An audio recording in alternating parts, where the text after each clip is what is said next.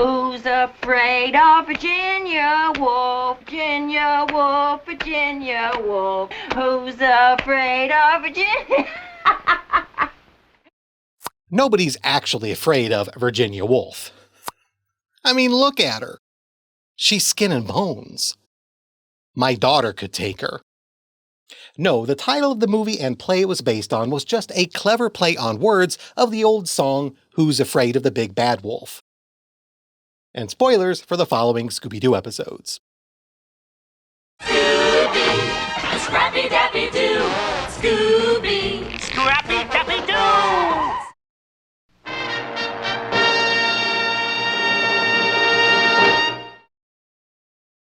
The gang visit an observatory to indulge Velma's desire to see the most powerful telescope ever built.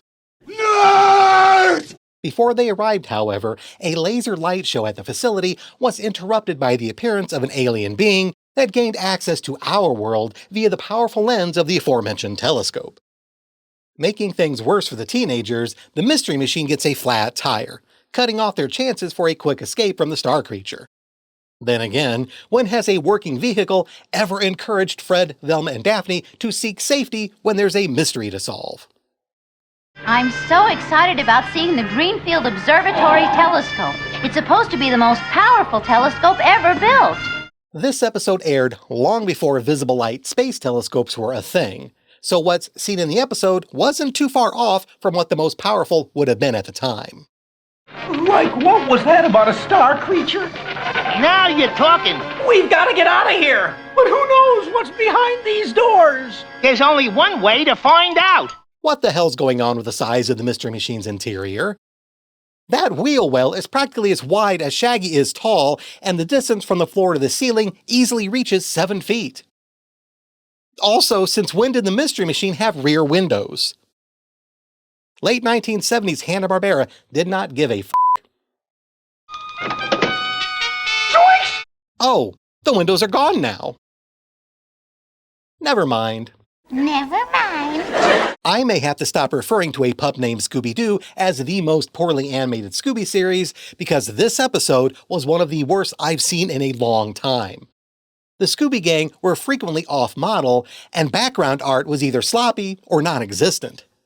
There's a scene where Scooby fights off a bear in the woods, and not only are there no trees shown in the background, but even the abstract painting they used stays the same from when it starts in a close-up to zooming out for a wide shot.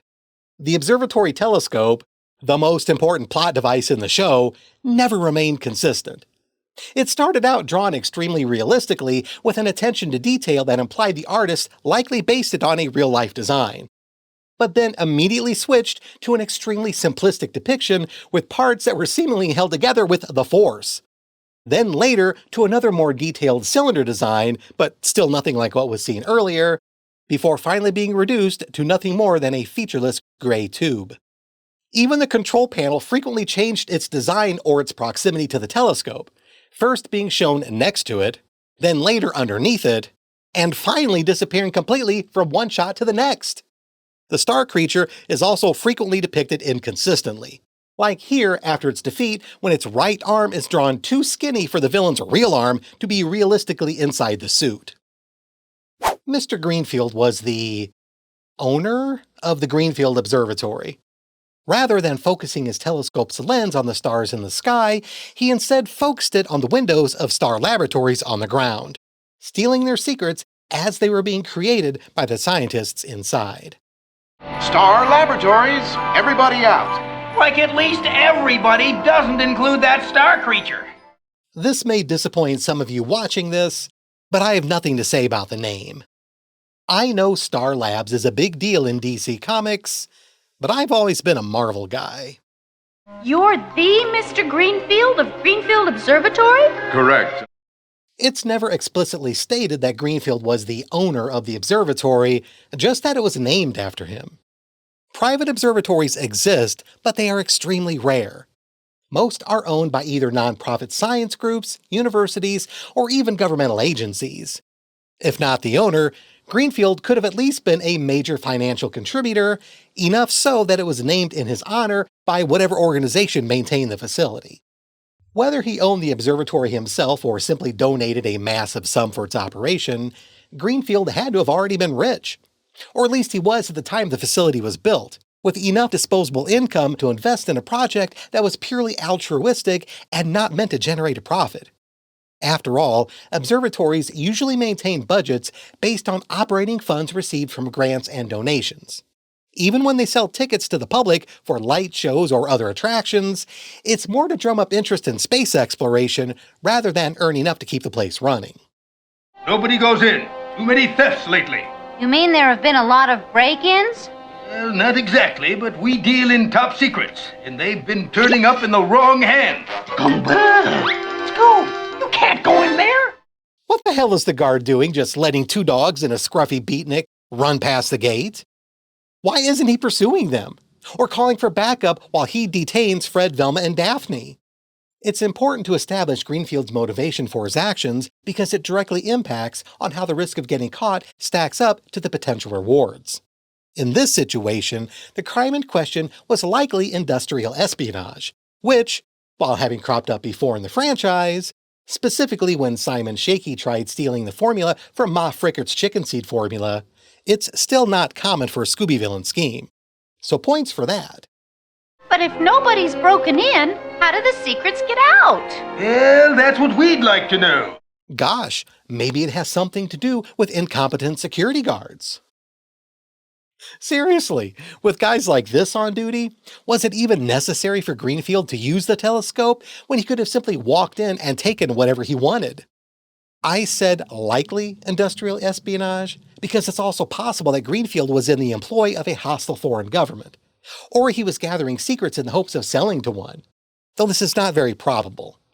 If even the guard at Star Laboratories was aware of incidents of intellectual property theft, this implies that whoever was obtaining the secrets had been putting them into practice long enough for it to become obvious that there was a leak. This would have been the only way Star Laboratories would have known their secrets had been stolen because there were no signs of break-ins. A foreign government would have been much more careful when it came to implementing the technology they stole, not only to prevent tipping off their victims that they had a hole in their security, but they would also want to do their best to keep the actions of their own laboratory secret for as long as possible. If Greenfield was a rich man with multiple businesses, one of those in his portfolio could relate to aerospace engineering. This would explain his support for the observatory, as the employees of his hypothetical rocket company would likely need the data pulled from the telescope for their designs. Large conglomerates often have ownership of multiple businesses that supplement each other, like how a computer company might own a circuit board printing factory or chip manufacturing plant. Using his telescope to peep into a competitor's windows to steal their designs would make sense for an unethical corporate head. And this could imply that Greenfield was also a scientist himself. One would need a significant understanding of whatever industry he was stealing from, otherwise he'd have no idea what the scientists at Star Laboratories were doing. Then again, it's just as likely he was using the cameras attached to the telescope to take photographs, rather than memorize or write down what he saw. It's not like he had to be an actual scientist to run his companies. There are real-world examples of incompetent rich men with large egos who fancy themselves engineering pioneers, but are nothing more than grinning idiots, stealing the credit for creating their company's products when all they really did was buy technology someone else already invented. Either way, it's a catch-22 situation. If Greenfield was rich and owned or helped pay for the observatory, he likely wouldn't be on-site managing its day-to-day activities. Likewise, if he was merely tasked with running the facility, he probably wouldn't have had enough money to have the place named after him. There is one other possible reason for how the observatory got its name. Perhaps Greenfield was a well-respected astronomer with any number of successes under his belt, and the place was named after him as a sign of respect for his contributions. If that was the case, it highlights that science isn't exactly the best career path for those wanting to be rich.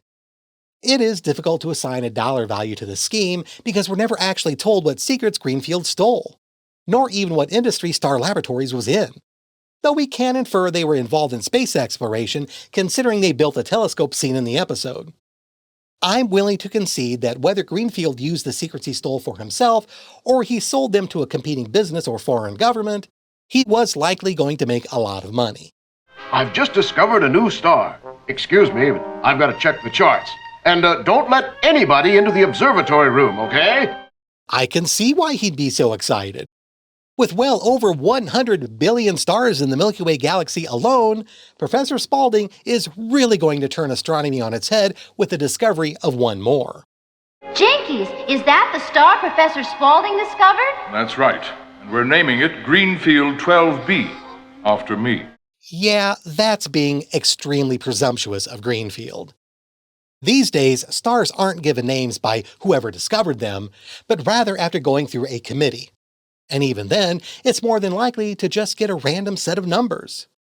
I mean, Greenfield is more than welcome to call it what he wants, but the rest of the scientific community doesn't have to honor it.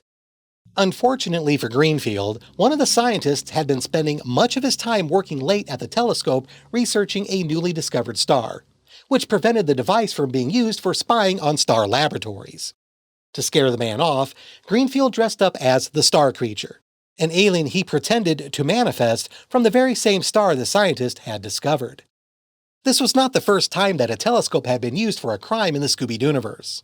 In High-Rise Hair Raiser, the villains used a telescope from their penthouse apartment to learn the combinations of safes in the surrounding buildings so they could more easily break into them. Greenfield's plan was a definite improvement, however, as it did not require physically visiting the location of the theft, making it much less risky for him. We're not running, are we, Uncle Scooby? Like we're fixing this tire and driving away. Right. Come on, Uncle Scooby. We got us a mystery. How is Shaggy going to fix that tire without removing the lug nuts first? He doesn't even have a tire iron. Also, the tire isn't even flat anymore. Also, the Mystery Machine logo is backward. Late 1970s Hanna-Barbera did not give a f***. I know this must be part of some brilliant plan to catch the Star Creature, but even I can't figure this one out. Oh, Shaggy somehow managed to remove the wheel without a tire iron. Never mind. Never mind. It was unusual for the Mystery Machine to break down after they reached their destination. Usually the van having issues is what gets them involved in whatever shenanigans are going on to begin with. Greenfield's scheme may not have been the most original, but it improved on what came before. It was also valuable and reasonably risk-free, considering he would normally have had unfettered access to the telescope to commit his crimes. He gets a 4 out of 5 for the design. It's easy to dismiss the Star Creature as just another space alien in the Scooby-Dooverse. Hell, it's not even the first one featured in this particular series. But let's look at it in a bit more detail. You can't scare us, Star Creature. I'll crack you into a million pieces. I think that'd be more like 7 years bad luck, Scrappy. Design-wise, it's like nothing we've seen before. Rather than the bog-standard bug-eyed green alien typical for a monster from space, or even the helmet and a skull look of the iconic Space Kook, Greenfield's alien appears to be crystalline, or perhaps even mirrored, as implied by Shaggy's comment about how breaking the alien would cause bad luck. It's difficult to pin down which it is with the less than stellar animation. That was a subtle star pun, by the way. The fact that it essentially originated from starlight makes it very similar to how the moon monster from the Scooby-Doo show was born from moonlight. So much so that it almost feels like the writers were reusing the concept. Greenfield also used several special effects for his creature, including a bright glow, a flash when it first manifested out of the telescope, and an otherworldly sound effect most of the time it was on screen. While the glowing effect was shown to be due to strobe lights the villain had commandeered from the laser light show, the latter two effects were never given any explanation. As for how frightening the disguise was, this is another costume that just doesn't quite measure up. Whenever I argue that a villain's look isn't that scary, it's inevitable that someone in the comments will respond that whatever monster I'm maligning scared the hell out of them as a kid. Which is fair. Children often have a different way of measuring how scary something is. I do try to keep this in mind when I'm figuring out my score, but in this situation, the Star Creature looks more like a one-shot comic book supervillain than a supernatural threat. I cannot be the only one who gets Silver Age Electro vibes from that suit. Really, the only thing scary about the star creature is its alleged origin. Regardless of what a monster looks like, knowing it comes from deep space with all the implications therein bumps it up a notch on the pants shitometer. Prepare to meet your doom! No! Oh no! We can't do it now! We've got tickets to the Bee Gees concert tomorrow! Shaggy trying to convince the star creature to let them go because they have concert tickets just shows he's really determined to be staying alive. Staying alive, staying alive. Setting aside the costume completely, I want to mention just how much Greenfield looks like famous horror actor Vincent Price. Considering how in another 6 years, from when this episode aired, Price would become belovingly enshrined in the Scooby-Doo-niverse, this was an instance where the art department using a real-life celebrity to inspire their character was amazingly serendipitous. The star creature wasn't just another boring, by-the-numbers space alien, and it featured enough special effects to be convincing. It didn't exactly inspire the same dread as the space kook, but its origin was unnerving enough to make up for that a little bit. It gets a 3.5 out of 5 for the outfit.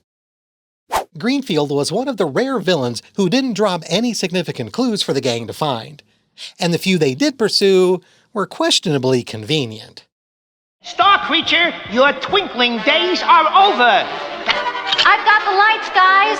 And I've got part of a star creature! What? It looks like a strobe light. And this strobe light we found told us the creature was a phony. The only physical evidence that the star creature wasn't a legitimate space alien was the belt of strobe lights that Scrappy tore off the costume. This wasn't carelessness on the part of Greenfield, just bad luck he ran into a destructive little puppy. Look here! Made by Star Laboratories. I think we have our next clue. Next clue? What was the first one? I'll explain on the way to Star Laboratories. Just because the telescope was made by Star Laboratories doesn't mean the gang needed to visit the place. Yes, the fact that the star creature allegedly gained entry to our world via the telescope might indicate that the equipment itself had some relationship to the monster, but it seems like a ridiculously convenient leap in logic to tie the space alien shenanigans with the engineering company. It was also unnecessary because Velma eventually saw exactly where the telescope had been pointing, which was all she needed to know in order to establish what the villain was doing. This equipment must direct the angle of the telescope, but why isn't it pointed up toward the sky?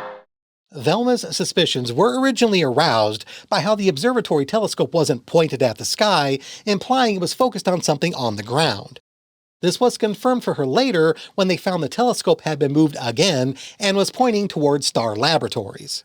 This is another situation where we're going to have to accept this is what was going on, because there was no way this could have happened given what we saw on screen.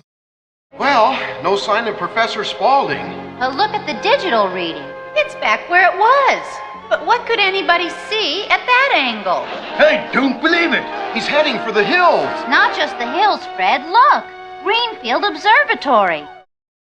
From what was shown of the Star Laboratories compound, the tallest building appeared to have a height of just around 6 or 7 stories, and was not a skyscraper. Likewise, the hill upon which the observatory was built was extremely elevated, practically a small mountain. For Greenfield to have been able to use the telescope to spy on the scientists working at the building below, the telescope would have had to be lowered to an angle less than 0 degrees, which was physically impossible. The whole reason observatories are often built on hills or mountains is to prevent having any buildings in their line of sight. This is less an instance of late 1970s Hanna-Barbera not giving a f***, and rather just sloppy writing. What are you doing, Velma? Just checking something out for myself.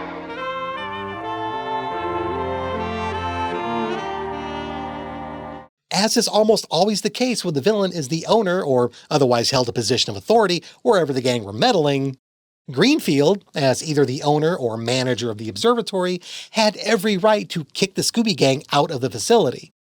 Dressing up as the star creature to chase them was completely unnecessary, though apparently he had to do so to get them away from Star Laboratories, since that company's security guards were clearly not up to the task. I would appreciate it if you would leave the way you came in. Still, you might check the observatory room. If he's here, that's where you'll find him. Good night. Hell, Greenfield had 2 chances to boot the gang from the grounds. And worse, he seemed to have been giving them permission to snoop the second time around. Even if the observatory was publicly owned, it's well within the rights of those who run the place to set hours of operation and bar visitors when the situation calls for it. Having a dangerous lunatic dressed as a monster running around chasing scientists seems like the perfect excuse to do so. Indeed, the fact that Greenfield didn't contact the police to report the mayhem or evict Fred and the rest was suspicious, though he could have always used the excuse that he didn't want to generate any more negative publicity. It looks like we'll have to work fast. I got a kick out of this line because it showed just how much contempt Fred, Velma, and Daphne secretly held for authority figures. Is Professor Spaulding still around? I don't know. He's been working longer hours since he discovered the new star. But we're all leaving early lately because of the star creature. Wait a minute. How could Greenfield or Spaulding have been leaving early lately because of the star creature when the monster only appeared for the first time that evening? Greenfield could have been smarter when it came to using the telescope. He should have waited until the heat died down a bit before resuming his spying on star laboratories. At the very least, he should have reset the telescope to the sky when he was done peeping. I bet Greenfield's the kind of guy who'd be too dumb to clear his browser history before his wife used the computer next. To be fair, it would be impossible to know for certain when someone at Star Laboratories was working on something worth stealing. So Greenfield needed to have the telescope pointed at the building to take as many photos as often as possible. But the fact that Velma and the rest kept finding the telescope pointed away from the sky and Greenfield and Spaulding having to correct its position just added to the gang's suspicions and proved the villain should have paused his scheme until it was safe to resume. Greenfield missed another opportunity to use his position at the observatory to his advantage. In fact, he may not have needed to resort to the star creature disguise at all. The only reason he did so was to scare off Spaulding, who had been staying so late and using the telescope so much that it impeded Greenfield's ability to use it himself. As the head of the observatory, he could have set limits on Spaulding's time at the telescope, perhaps claiming there had been complaints from others about not getting their turn. On the other hand, it's possible that the best time to catch Star Laboratories engineers at their drafting tables was during peak times of telescope use. So perhaps Greenfield had no choice but to drastically drive off anyone else from the observatory. One final nitpick has to do with the astrophysics behind the star creature plan. Greenfield wanted to make it appear that Spaulding's discovery of the new star somehow opened up a path for the monster to arrive on Earth via the telescope. The thing is, starlight is very, very old, and it takes a very, very long time to reach us. The nearest star to Earth, the Sun, is far enough away that it takes a little over 8 minutes for its light to reach us. The second nearest star to this planet, Proxima Centauri, is over 4 light-years away, which means that it takes a little over 4 years for its light to reach us. It's never stated how far away Spaulding's star is from Earth, but not only could it take years or centuries for a creature living there to notice that it was being observed, it would take an equal amount of time for it to reach Earth traveling at light speed. Nerd! With the main entrance locked, the only way to the telescope is this door. That is not how you spell laser. The laser light show room. So who is this character? The only person who had free access to both the telescope and the laser show. Mr. Greenfield himself. That's not right. We saw the security guard enter the telescope room, and he would no doubt have a key to the laser show room. Though it wasn't like that area was kept locked, as seen by how easily Fred was able to push the door open.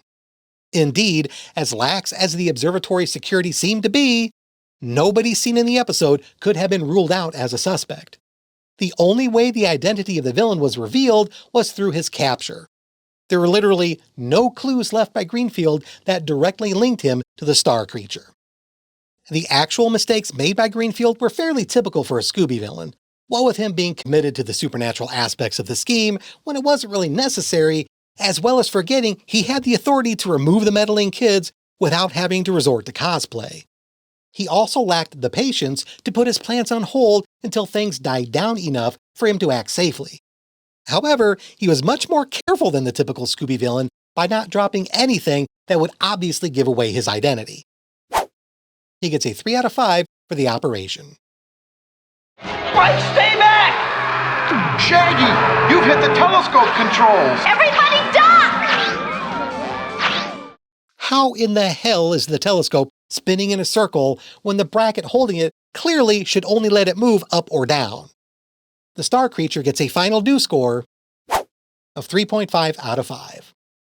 And he had to find a way to scare him and everyone away. Meddling kids. Greenfield is the owner, and that security guard technically works for him. He's not a cop, so he's got no reason to hold his boss like that. Don't forget the meddling dogs. The art department couldn't even get this drawing of the solar system correct. They got the number of planets right at the time the episode aired. Sorry, Pluto. But none of the planets themselves are drawn correctly. Venus and Mars are roughly the same size, but the Earth in between them is tiny. Jupiter is smaller than Saturn, which also doesn't have its rings, and not only are Uranus and Neptune wildly out of proportion with each other, but the latter is shown to be almost the same size as Saturn. Nerd! Of course, I could be wrong. Scooby-Dooby-Doo. It's difficult to determine the exact amount of damage this meteor would have caused upon hitting the ground, but several online impact calculators estimated that based on the size of that object, the low end of damage would have created a crater at least 100 feet wide, and the amount of energy released would likely have done more to the gang than just knock them off their feet and mess up Shaggy's hair. I would like to take a moment to thank my new paid supporters on Patreon and YouTube, and apologize in advance if I mispronounce any names. Well, that's different. Carla, the stunt woman. Thank you, Carla, the stunt woman. The roller ghoster. Thank you, the roller ghoster. Sick Mushy. Thank you, Sick Mushy. Thank you to everyone helping support my channel. It absolutely means the world to me. If you'd like to help, there's a link to my Patreon page in the video description, or you can click the join button somewhere at the bottom of this video to become a YouTube channel member. But please only if you're comfortable doing so. Supporters receive credit in my videos for as long as they remain a paid member, as well as a personal shout out in the next regular video produced after they join. If you're interested in picking up some clothing or mugs, there's a link to my merch store in the video description. If you send me a photo wearing or holding anything you buy, I would love to include it in my next regular video. This means you are giving me permission to share it if you send it to me. No takebacks.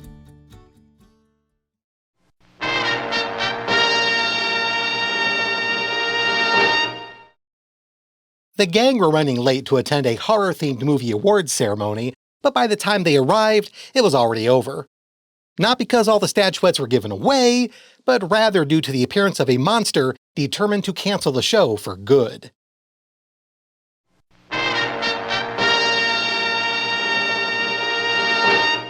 This episode's title is a reference to yet another Clint Eastwood film, The Good, the Bad, and the Ugly, which makes my theory from my previous video about the writers having a thing for that actor much more convincing. It's just a pity all that annoying evidence gets in the way of it. Our panel of judges has chosen Judson Carr for his performance in The Transylvanian Terror. A few of those guys in the audience look familiar. Also, what's the deal with them? If this was a ceremony like the Academy Awards, why would the actors be wearing their disguises? Or were these fans dressing up as their favorites, like at a convention? Later in the episode, a character says that dressing up as a monster was their only way into the mansion, but the Scooby Gang weren't wearing costumes even though they were planning to attend. Jinkies, I'm sure glad we could get tickets for tonight's Baddie Awards. Maybe we'll get to meet some of our favorite movie monsters. Longtime Velma actor Pat Stevens left the series after she and her husband moved out of California. This was the first episode featuring her replacement, Marla Frumpkin, voicing the character. In general, I don't like to badmouth voice actors, but wow, she's bad. like distractingly bad. One of the strengths of most Scooby performers is how seriously they take their roles. It may have been for a goofy Saturday morning kids cartoon, but they still usually managed a sincere delivery of the lines they were given. Frumpkin performed most of Velma's lines like she was reading a storybook to a kindergarten class. Fortunately, her tenure in the role was brief, with less than a dozen appearances as our favorite smug know-it-all. The Baddie Awards was a presentation similar to the Oscars, but focused entirely on the horror genre. So the Saturn Awards. It was emceed by Hollywood insider Brandon Davies, who also hosted the ceremony in his palatial mansion. Unbeknownst to the attendees, Davies had been suffering financial difficulties, which not only put the award show in jeopardy, but he was also close to losing his home. To stave off his creditors, he decided to steal a set of valuable stamps. Unfortunately for Davies, a film crew was shooting in front of the stamp dealer at the time of the theft, catching him on film leaving the scene of the crime. Fortunately for Davies, the film in question, The Curse of the Shadow Creature, happened to be a horror movie, and the villain persuaded the producers to lend him the sole copy to screen during the award show. Dressing up as the eponymous creature from the film, Davies descended upon the ceremony, scared away the attendees, and trashed the print.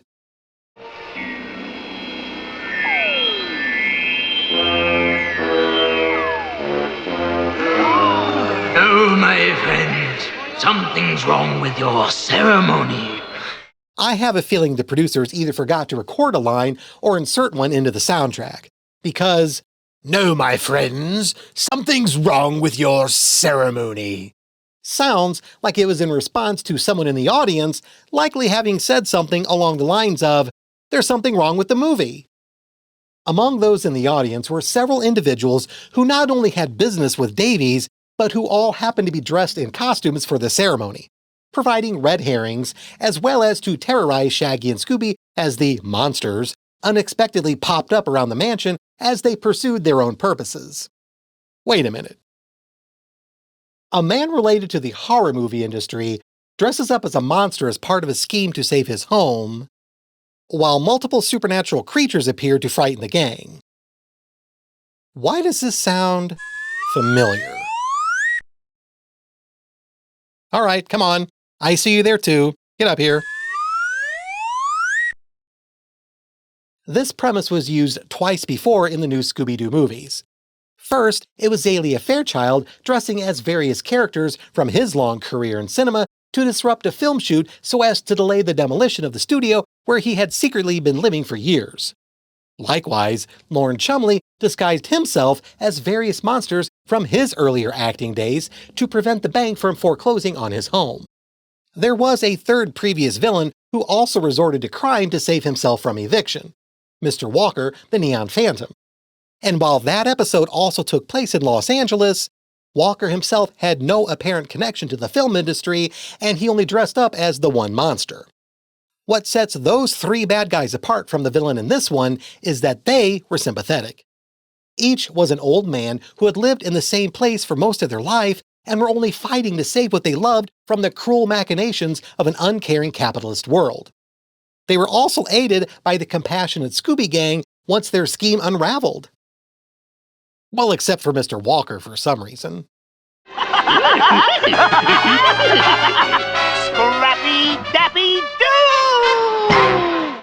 By contrast, Davies was a much younger man who just wanted to protect his lavish lifestyle rather than downsize and live within his means.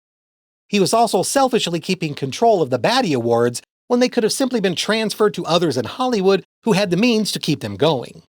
Davies was essentially just a rich crybaby who didn't want anyone to take his toys away. The plan itself was very short-sighted for several reasons, the biggest being Davies' idea for how to get rid of the evidence against him. Oh no! Film! It's been cut to pieces! Who would do such a thing? I don't know. The producer lent me his only copy of the movie for the preview. Well, I hope that producer enjoys never being able to make another film again, because no insurance company would ever work with them in the future, once it became known they'd been lending out master film prints like that. Regardless of what Davies said, it's much more likely that this was just one of the first distribution prints of the Curse of the Shadow Creature. While it's technically possible that what the villain had been given was the actual work print of the film, which included all the original negatives that came straight from the camera and featured all the individual edits and splices where the multiple strips of film were physically taped together, this is extremely improbable. Film editors are seldom if ever given the master negatives because they are simply too valuable to risk loss or damage, so the editors would always be working from first-generation copies. It would also be unsafe to run a spliced copy of the film through a traditional projector, as this would increase the risk of physical destruction should the film get caught in the hardware. Not to mention that every time a reel goes through a projector, it introduces physical stress to the film, including stretching, scratches, and dust particles, all of which would render it unsuitable for mass copying for distribution to theaters. So even if the copy Davies had was somehow the final master print, destroying it would be pointless.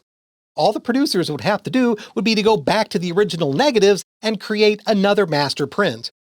If Davies truly wanted to get rid of the footage of him leaving the stamp dealer, he would have to break into the studio and destroy the actual original negatives that were no doubt under lock and key in a climate-controlled vault. That negative has been on the front page of every newspaper in San Francisco. They can enlarge it as well. We have to buy every single newspaper in San Francisco. We'll need about $10,000 worth of change. The first thing I want you to do is get a truck. A big truck. Then you go around to all the newspapers, all the stands, and you put the paper on. Davies' plan was no different from how Harvey Korman's character in High Anxiety suggested buying all the newspapers in San Francisco to keep the police from seeing an incriminating photo on the front page.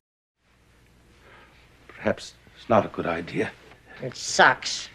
The villain does get a point for originality, as stealing valuable postage stamps is a unique crime for the Scooby-Doo-niverse, though it was also problematic. On the plus side, stamps are easy to transport and can be hidden just about anywhere. On the minus side, their potential buyers are not only extremely limited, but much like art collectors, most high-end patrons would not only be aware of what rare stamps are in circulation, but also if any had been stolen. Davies would have to not only find a wealthy buyer willing to accept stolen goods, but also be a philatelist. Even these assholes wouldn't be interested in buying his stuff. Look at this, guys! Priceless first day covers stolen. Gee, that's too bad. But who'd want to steal a bunch of covers? The first clue was the newspaper story about the priceless first day covers. Right. They're not blankets at all, but a special and very valuable kind of stamp. In stamp collecting, a cover is when a stamp has been affixed to an envelope and mailed through the postal system. These can be highly sought after by collectors, as they not only include the stamps themselves, but the postmarks as well as information about the sender and/or recipient, painting a historical picture of the time in which they were issued. And like most collectibles, their value is determined by age, rarity, and condition. Currently, the most valuable cover ever sold at auction went for over $11 million in 2021. This was for a piece of mail from 1847 featuring a stamp that may have been just one of 3 left in existence. The 6 envelopes in Velma's hands all appear to feature the same stamp with identical post office cancellation markings. And those markings appear to be relatively modern, likely no older than the mid-20th century. Even accounting for inflation, it's extremely unlikely that what Davies stole had a value that could be measured in millions of dollars. In fact, it's difficult to justify valuing them even in the thousands of dollars. The word priceless in that newspaper headline Velma read was doing a lot of heavy lifting. It probably used the word priceless like how we describe a child's laughter as being priceless. Yeah, it's cute and all, but most of us would rather have cash. I will at least concede that those postal covers would sell for at least enough for Davies to pay off his mortgage and save his home. Otherwise, it would have been pointless for him to even go about the theft at all. Then again, considering the likelihood of getting caught, it's difficult to justify it even then. Risking prison just to keep from downsizing to an apartment building doesn't seem like a very good idea to me. Davies' scheme was original, but he stole items with an extremely limited number of potential buyers. Even if he managed to find one, it would be very easy to trace back to him. To make matters worse, he would likely make just enough from the sale to cover no more than his immediate needs. Meaning, if he should find himself in dire financial straits in the future, he wouldn't have the proceeds from this criminal endeavor to fall back on. He gets a 1.5 out of 5 for the design. Overall, I wasn't impressed by the shadow creature costume, which was just a fursuit with a mask, the latter featuring nothing more than fangs, horns, and red eyes. To be fair to the producers, perhaps I'm just used to post-1970s Klingons, because if you take away the horns, this guy is just one brow ridge away from challenging Worf to a Batleth fight. Nerd! While we're being fair to people, to be fair to Davies, he was somewhat hamstringed in his choice of outfit, considering his plan was to make it appear as though the monster that came to life was the same featured in the movie he was out to destroy. Thus, he was essentially limited to whatever the creature effects crew whipped up for the Curse of the Shadow Creature. Though this might just be further evidence that he didn't need to go that route. After all, there was no established reason why the monster had to have come from the film. Perhaps if the movie had been based on a true story of a monster that didn't like to have its picture taken, it might explain why the real one manifested to destroy the film print. Though that would have been yet another extremely contrived moment for this series. Ultimately, I do concede that the monster choice was at the very least somewhat appropriate for the scheme. This will be the last time your panel of judges gives an award for anything!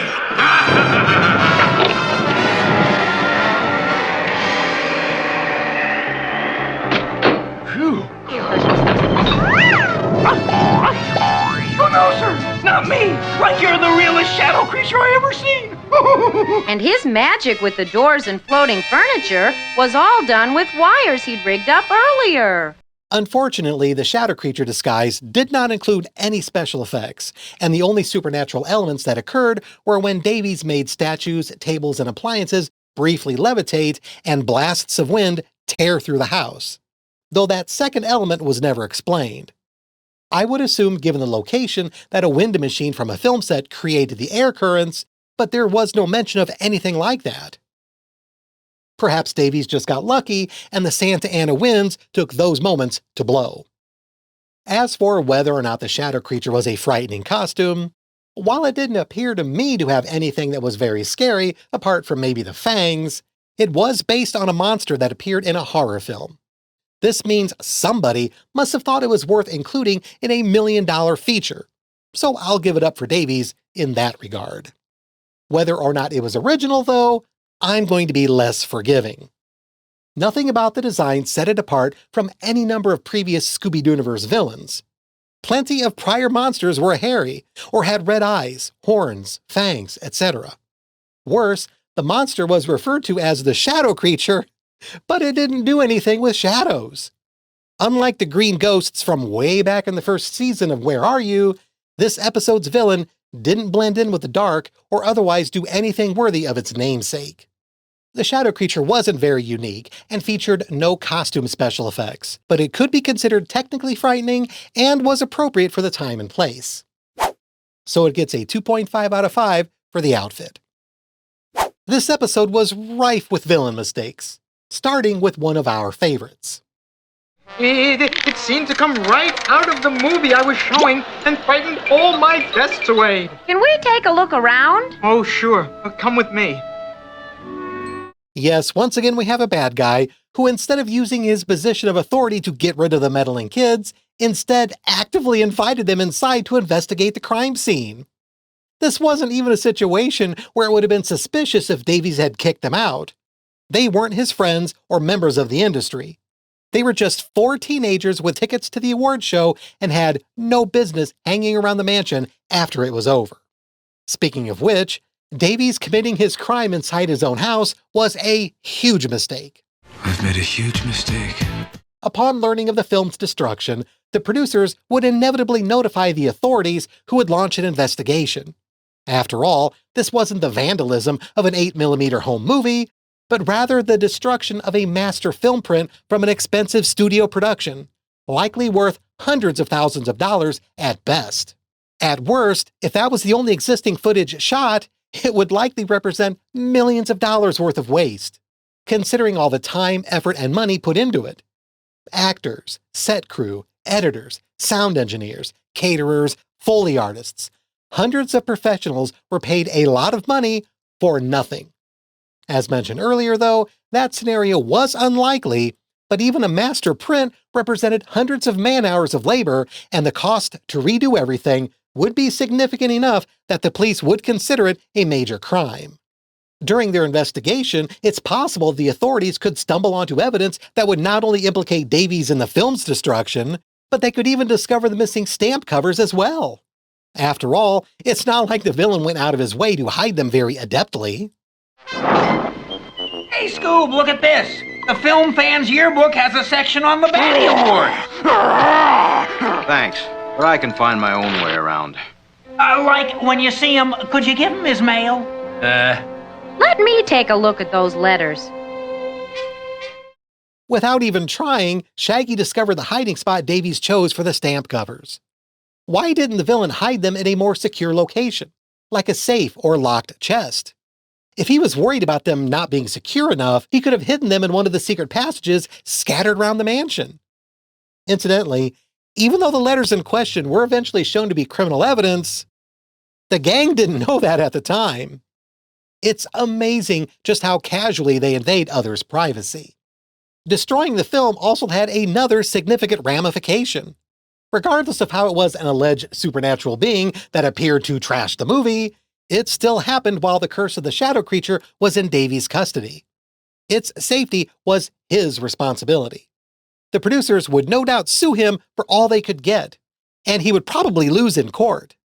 Even if he was friends with the production company, their insurance provider would insist that Davies pay up for their loss. Even if he could get top dollar for those stamp covers, most or all of it would go toward paying off his legal bills. Ta-da-da-da-da-da! Puppy power! Oops! Jeepers, for all the monsters we've met, we're not any closer to solving this mystery than when we arrived. This looks like a piece of the film the shadow creature destroyed up in the projection room. It's a scene from the movie, all right. A location scene. And isn't that Brandon Davies in the background? Setting aside how dumb it was to wreck the film print, doing so still didn't solve Davies' dilemma. All he did was tear up the footage. The individual frames were still intact. The evidence he was desperate to cover up was still recoverable, as seen by how easily Fred was able to do it. Also, we can hear the projector working, but the shot of Davies leaving the stamp dealer isn't moving. Davies should have taken that section of the film and burned it immediately. Had he done so, he wouldn't have been able to carelessly drop it on the floor for the gang to find later. This would have also made it impossible to recover if the studio tried to recreate the film by piecing together the ripped-up footage. The producers would likely be entirely focused on recovering what they could, and would release the film without worrying about any missing scenes they couldn't salvage. This is not a rare occurrence for the industry. If a filmmaker deems a lost scene isn't worth the cost to reshoot, they'll just edit around it, perhaps adding a voiceover to explain away any lapses in the narrative. In fact, Davies had the perfect opportunity to get rid of the evidence without resorting to dressing up as the shadow creature. He could have rigged the projector to tear up the reel while the film played to the attendees. He could then use a cigarette lighter to melt the incriminating section of the film and blame it on the projector malfunction. In the days before digital theaters, film could easily get melted this way if left in front of the hot bulb for too long. Except I think we already know. That's right. He's Creighton Ames. Oh. It's likely this character was named after Creighton Chaney, the real name of famous Universal Studios monster actor Lon Chaney Jr. It's Harrison Stone! Like, he was one of the founders of the Batty Awards, but formed a competing group after a disagreement with Brandon Davies. It says so right here. He also occasionally dresses up as the Green Goblin to give Spider-Man a hard time. Now I've got you. All right, Lady Monster, listen and listen tight. That's no monster. She's Dolores Canfield, a real estate developer. I dunno. Even without the makeup, that salute she did kinda makes her look like a monster. Come back here, you!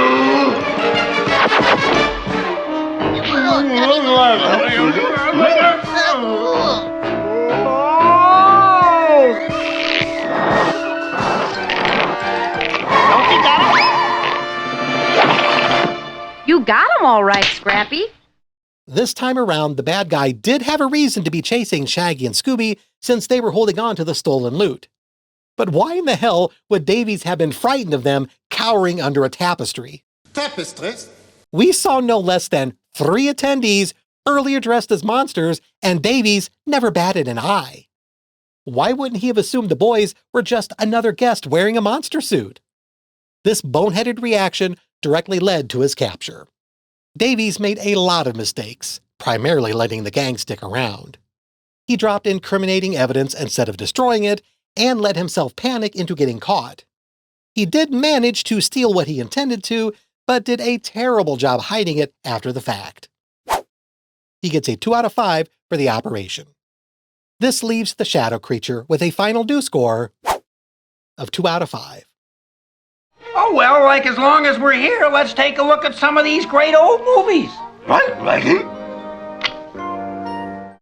Both reels are full. Where's the film from the top one supposed to go after it feeds through the projector? And that's my ranking of the villains from the 6th set of episodes of the first season of Scooby-Doo and Scrappy-Doo, shown here along with the ones from my previous videos. Contrary to my expectations mentioned previously, the villains featured in this one managed to hold their own, with one of them even reaching the 2nd spot for the entire series so far. None of them managed to break into the force, unfortunately, but considering what they were working with at the time, I guess the producers deserve a little bit of credit. It's like turning the contents in the mini-fridge of a college dorm room into a Michelin meal. I hope to see you next time. Thank you for watching. If you enjoyed this video, please like, subscribe, and leave a comment. If you'd like to help support this channel, there's a link to my Patreon below, or you can become one of my YouTube channel members by clicking the join button. But please, only if you're comfortable doing so.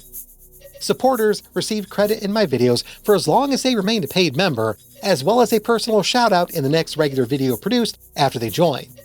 There's also a link to my merch store where you can pick up clothing or mugs. If you send me a photo wearing or holding anything you buy, I would love to include it in my next regular video. This means you are giving me permission to share it if you send it to me. No takebacks. You know, ever since I started making this video, I cannot get that goddamned Who's Afraid of Virginia Woolf song out of my mind. Who's afraid of Virginia Woolf? Virginia Woolf, Virginia Woolf. Who's afraid?